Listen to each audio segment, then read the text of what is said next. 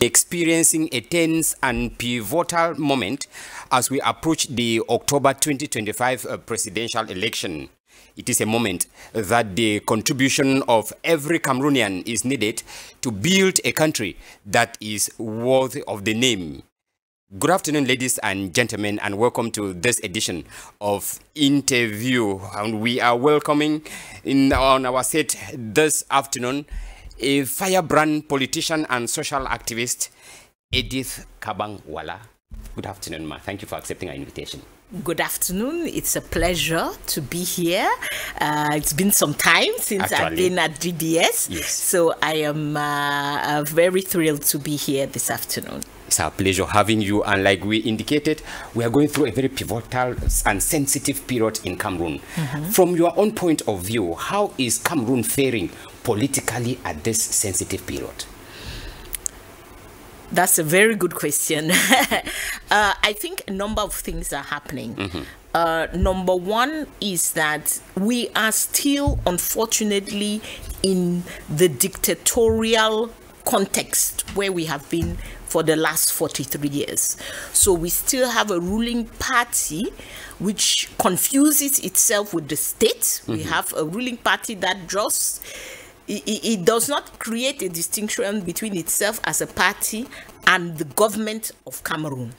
So that ruling party has a tendency to repress all other political parties in violation of the law, because the Cameroonian constitution says we are a democracy. The Cameroonian law has recognized us as political parties with a certain number of rights: the right to hold meetings, the right to go out on the field, the right to talk to our members, but also to Cameroonians. Those rights are unfortunately violated all the time by the ruling party. But I can say what I've just described is what we have been living for the last 43 years. Maybe what is particular to this moment, our president is 92 years old. This is creating a lot of uncertainty. Uncertainty in his own camp, in his own party, and definitely uncertainty for Cameroonians. The other thing that is happening is that we see a Cameroonian population that is ready for change. Cameroonians have put it into their minds that 2025 is going to be the year of change. So we are seeing more energy than we have seen in the past in the Cameroonian population with regard to change. Unfortunately, or the thing that we must all keep our eye on, elections in Cameroon are frauded, because we have had elections for the past 30 years, and report after report after the elections has shown that there was fraud. And there are three institutions which are the masters of this fraud in the Cameroonian elections. Elecam, which is the governing body of elections, who right now, as we speak, is in violation of the law. They were in violation. Yes, they were supposed to publish the voters list since the 31st of December. They have not done it. And this does not augur well for the Cameroonian election, because if the body which is supposed to regulate elections is itself in violation of the law, then that is problematic. Number two institution we must watch out for is the Ministry of Territorial Administration. Yes. So unfortunately for us as political parties, we are in a political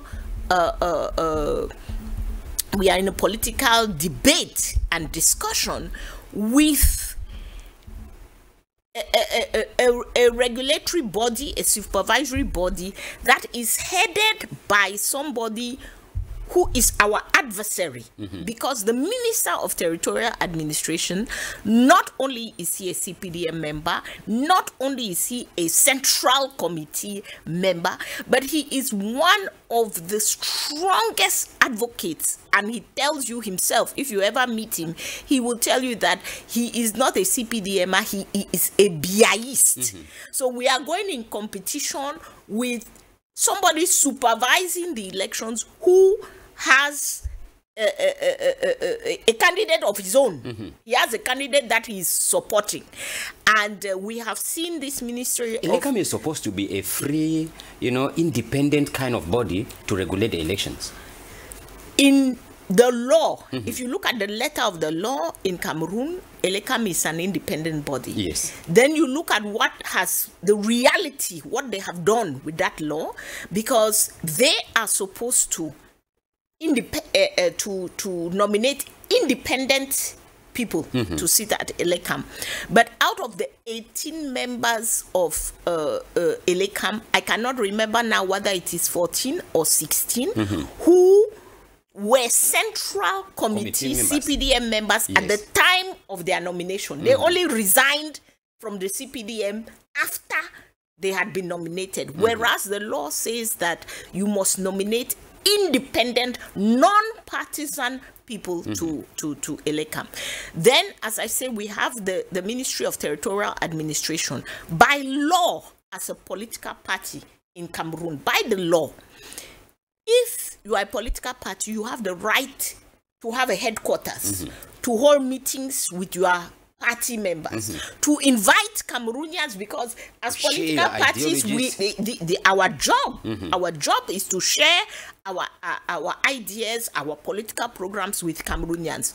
But we see the Minister of Territorial Administration continuously and constantly violating the law and our rights as political parties and the rights of all Cameroonians, because when they stop us from going out to talk to Cameroonians, it means that they have violated also the rights of Cameroonians who are supposed to have access to political information. And the third institution we must not forget is the Constitutional Council. Yes. Again, an institution which is supposed to be independent. Out of the 11 members of the Constitutional Council, 10 are former members of the CPDM. Even recently, when the president had the opportunity, somebody passed away on the Constitutional Council. And if they had any intention of fair play, they would have thought of replacing that person with somebody independent. No, they went and got somebody who her whole career is inside the CPDM, and she was a CPDM senator at the time of her nomination. So these three institutions, Elecam, Minat, and Constitutional Council, these are the architects of fraud in Cameroonian elections. And it is very important as Cameroonians that we do not get distracted, because there's so much distraction in this moment. And we realize that what we have is a systemic problem with elections, and we need to resolve that systemic problem. All right. Since you've talked about the issue of election and all the irregularities that go with, let us continue looking at these irregularities, because we are talking about 2025 as a year of change. Yes. If we are to have that change, we need a free, fair and transparent elections. Now, if I were to quote, I'm quoting you, to imagine that people who will not let you hold a political meeting will somehow hold an election, but where they do not win, is the height of absurdity. Let us come back to talk about this election. What reforms would you prioritize to strengthen democratic institutions and electoral transparency if we were to talk about this 2025 elections? Great. I think you are asking the very right question. And some people even say to me, Madam Walla, don't you think it's late for electoral reform? We are already in July, and the elections are taking place in October. And we say at the level of the CPP and at the level of Stand Up for Cameroon that call us today. We, as you know, our stance, we are not going in for any election organized by the CPDM. But if you call us for CPDM. Yes, it's a CPDM election. We have just demonstrated that. Elekam is CPDM. Constitutional Minat is CPDM. Constitutional Council is CPDM. So it's an election organized by the CPDM. You go to an election, you are a candidate, you are a contestant, the other contestant is CPDM, but they are the ones organizing the election. It does not make sense. As I've said, it's the height of absurdity to think that they will organize an election where some other person other than themselves will come out as a winner. But if you call us today to work on electoral reform, believe you, Mr. Venetius, I will be at your door within seconds, not minutes. Within the opposition, what can we do? What can we do at this stage? You have a reform. Let me give you a key reform. You asked about key reforms. Yes. Let me give you a key reform that can still be done now as we are talking. Yes. Single ballot. This is a reform which is agreed upon by all political parties, by civil society actors. All of us agree that Cameroon should have a single ballot. I want your listeners to understand, because some of them have never voted. When you go into the polling station in Cameroon, you have individual ballots for all the different candidates. Who are going in, yes. How does fraud happen in that system? When you are coming into the polling station, somebody calls you to the side and says, go and vote and bring for this candidate. Yes. When you have voted for that candidate, you bring the ballots of all the other ones. They give you maybe 1,000 francs as an advance. So when you bring the rest of the ballots, they will give you your balance, maybe 1,000, maybe 2, maybe 4, 5, whatever. Now, if you have, which is what most African countries have, I'm not talking about Europe, I'm talking about Africa. Most African countries have a single ballot, meaning what? All the candidates are on one ballot or on one sheet of paper. So the voter, what they do is they mark the candidate which they are voting for. You eliminate that system of paying people to come in and come out. Another form of fraud that happens, because I hear Cameroonians saying, we are going to control, we are going to control. Let me ask those Cameroonians, right now, in this season, how are you going to get to Logone-Shari? The Logone-Shari division, which is one of the divisions that has the biggest number of votes in Cameroon. The roads are impassable. You cannot go, you will not be able to enter there. So we will be waiting for results from the people who live in Logone-Shari. And there, very few opposition parties are present. So what is going to happen in those kind of areas? You see this in the far north, you see this in the south, you will see it in the northwest and southwest. We'll talk about that. By the time the voter comes, the ballot is already inside the envelope. Especially the elderly who have no time to verify, who are not very versed in these things. And you see somebody there saying, no, Mama, just go and put that envelope. Just go and put that envelope. They have already, and they believe that they are helping them, and they believe that they are being helped.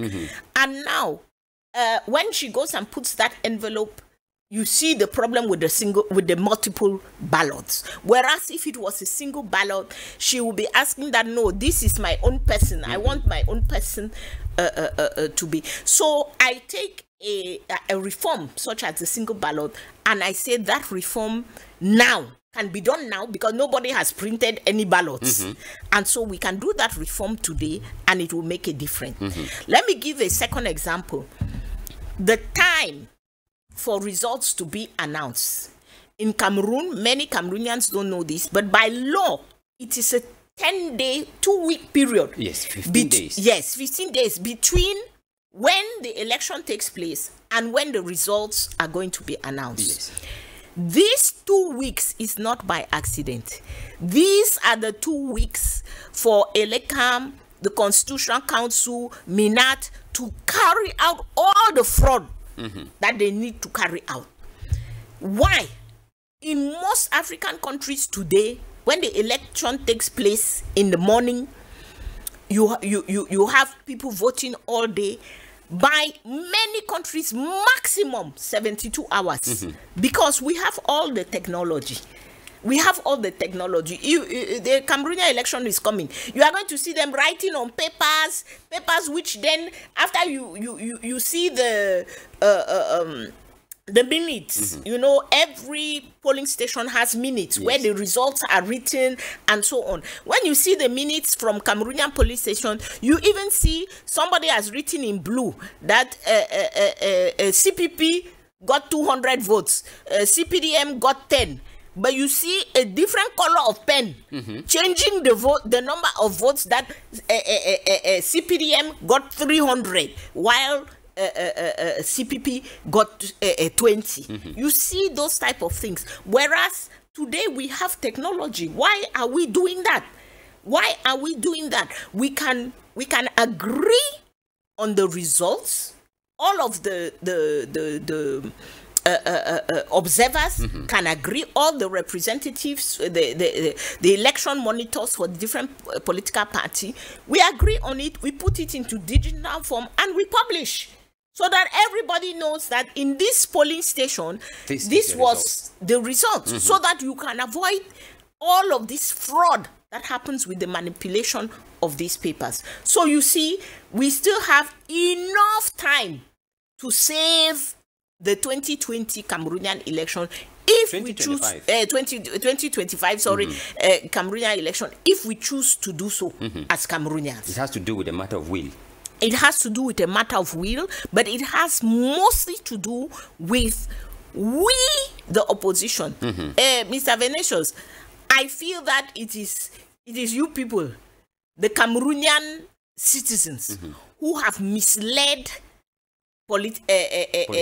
opposition parties. Because you keep talking about a single candidate. Oh, you people should get to it. There is no candidature problem in Cameroon. There is a problem of an electoral system.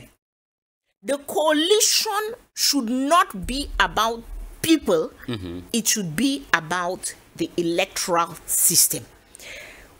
CPP is not going to elections, but if they call us tomorrow, our friends of SDF, of PCRN, of MSA, I don't know who else, UDC, if they call us tomorrow and say, CPP, can you work with us on the system, on the electoral system, form a coalition where we will do it without hesitation.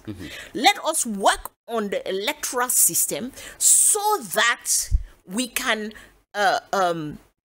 weigh in, because if all of us agree, for example, that we need a single ballot, we need the time to be reduced for election results to be announced. If all of us agree and go as a bloc and ask the Cameroonian people to stand behind us, we will get those reforms. Even in this short space of time, we will get those reforms. So you see, this silly idea of a single candidate, it has divided the opposition. Yes. Instead of us coming together to focus on the essential things which can actually make a difference about the election, we are busy discussing. Oh, I like this one. He's tall. Oh, I like this one. He's short. Oh, I like this one. He talks well. Oh, I like this. This is nonsense. You know, we are people who are on a road trying to go somewhere. You are in Douala. You are trying to reach Yaoundé. At Edea, there is a wall which is 100 meters wide and 100 meters tall and 100 meters thick. And then you are busy having a discussion about who can run fastest to go where. When there is a wall. When there is a wall. The only discussion we need to be having is about the wall. How do we clear this wall? And even if we cannot clear, Mr. Venetius, let's crack it now. Let's crack it a little bit, because if, you know, we say in my village that if the wall cracks, A lizard can pass. Exactly. Yes. But right now we have a wall in front of us with no cracks.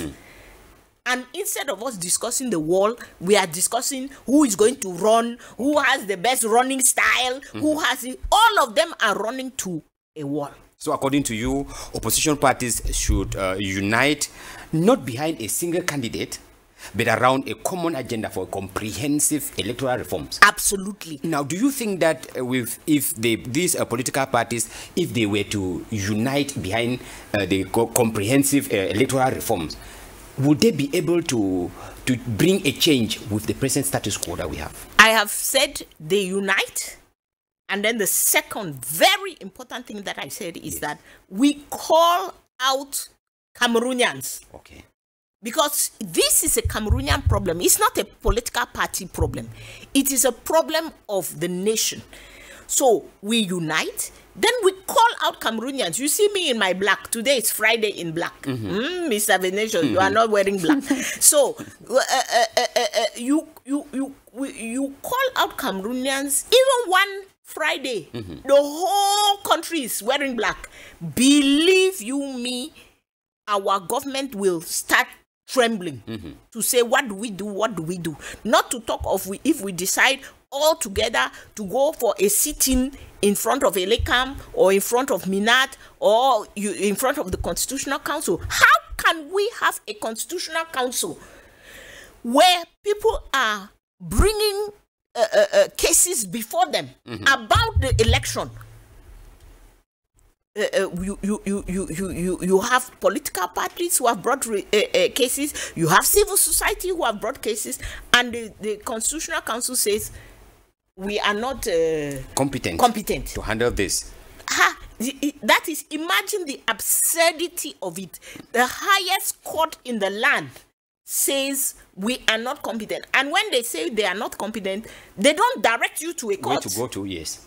Because if you are the highest court in the land, you know who has the mandate for what. So if a plaintiff comes to you and you are not competent, then you say we are not competent. The court with competency for these types of affairs is XYZ court. You see us running like mad people. You go to the Constitutional Council, they say you are not competent. You go to the lower court. The lower court is say they are not competent. You go to the administrative court. You go to... Which kind of nonsense is this? All right. Let's continue on this issue concerning this political candidate or candidates who have declared themselves. Yes. Because until they are confirmed, for now, they are still candidates who have declared that they will be running for the elections. How does... We already have a number of them. Yes. A good number of them. Now, how does that affect the desire that Cameroonians are expressing, a desire for change? So many of them coming up. How does that affect that desire for change? You know, Cameroonians, once again, as I've said, in my opinion, as somebody who believes in rights, I am a fundamental believer in rights. Every single Cameroonian has the right to run for president. No, it is not because we have left a bad system. So we have left a wall. Instead of going towards the wall, we start asking the runners that, no, you don't run. You should not run. Why? Why?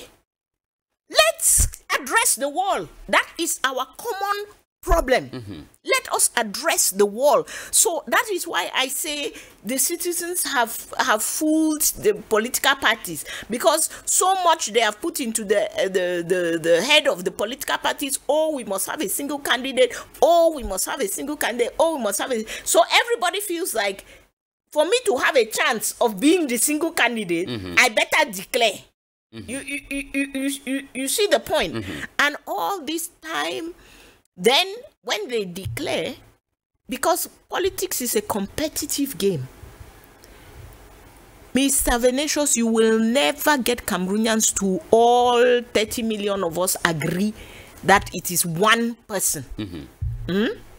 So when people have declared, their teams, their camps start getting ready for the fight. So here we are, all runners with a wall in front of us. Instead of us to address the wall, we are now punching each other. shattering the hopes of Cameroonians who are looking forward for a change. Of course.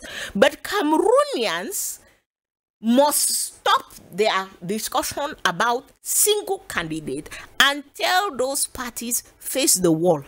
We are seeing the wall. This wall I am describing, Mr. Venetius, every Cameroonian knows. Every Cameroonian knows that Elekam is corrupt. Every Cameroonian knows that Minat is partisan and that he is violating the law. Every Cameroonian knows that the Constitutional Council is partisan. That is our common fight. Okay. What is this business of candidates? All right. Let us come back a bit to the CPP. When I indicated is the national president of the CPP. Yes. History has it that you were the first female politician to go in for presidential elections in Cameroon. That was in 2011. That is correct. Out of 23 candidates, you came out 6th. Yes. 0.72%. Yes. Now, what is the CPP? The CPP has been silent when it comes to 2025 presidential elections. After 2018, CPP boycotted.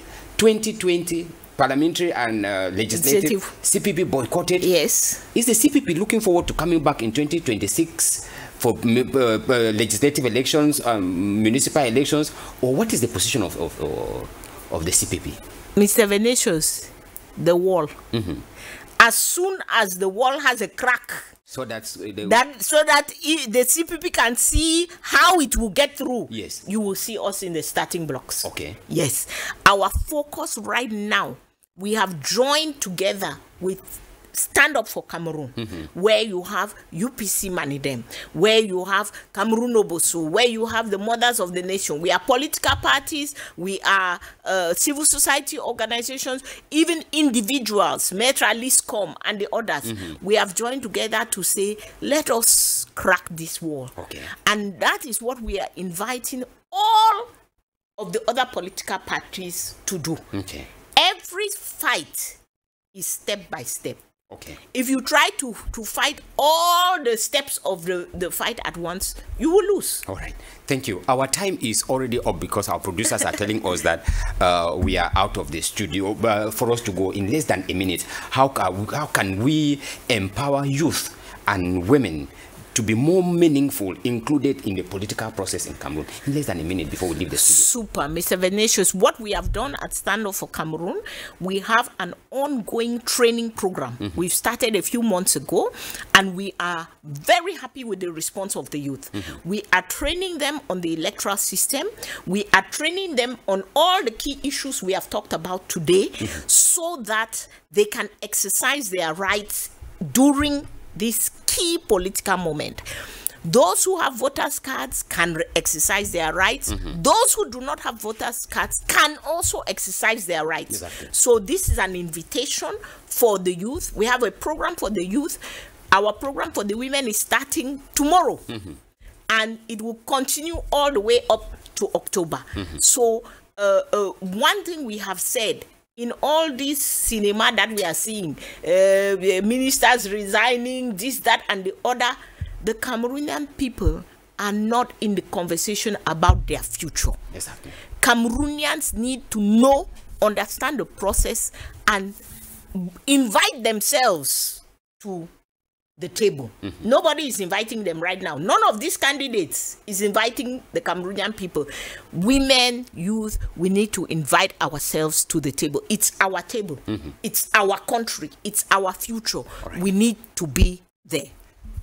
Edith Kahbang Walla, she's a politician and civil society activist. Thank you so much for taking time to talk to us. Thank you. It's a pleasure. We hope to have you in subsequent editions of interviews so that we could go more to see how to empower youth and women. For sure. We'll be very happy to come back. Ladies and gentlemen, that is all we had time for this edition. If you did not watch us from the beginning, a rebroadcast will be on Tuesday at 5 p.m. Until we meet again next week, have a blessed afternoon. Goodbye from all of us here.